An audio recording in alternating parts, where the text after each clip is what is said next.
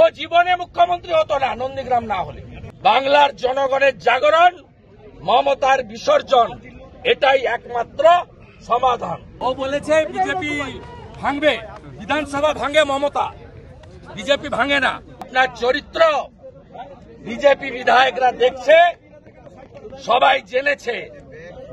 আপনার বিসর্জন হবে, বাংলার জনগণের জাগরণ, মমতার বিসর্জন, এটাই একমাত্র সমাধান।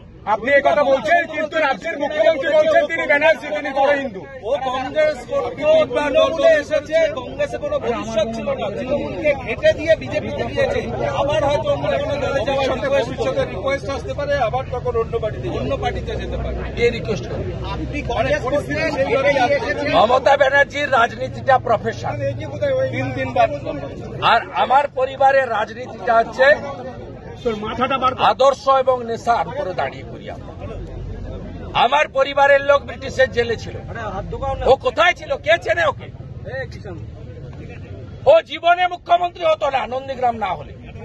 টাটাকে তাড়িয়েছে, কোনদিন হতো না। আজকে নাকি বিজেপি মনোজ বার্মা এদের বলেছে এরা ডাকাত একটা সিপি।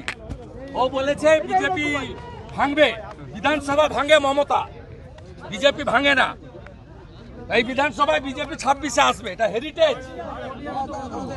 আমরা ভাঙি না, মমতা ভাঙে। কলকাতা পুলিশ তো ডিএ পায় না, কলকাতা % দিয়ে পায় না, কলকাতা পুলিশ রেশন বন্ধ। আর কলকাতা পুলিশ তো মদ্যপান দেখা যাচ্ছে। মদ বেচছে মমতা ব্যানার্জি, ওই জন্য দেখা যাচ্ছে।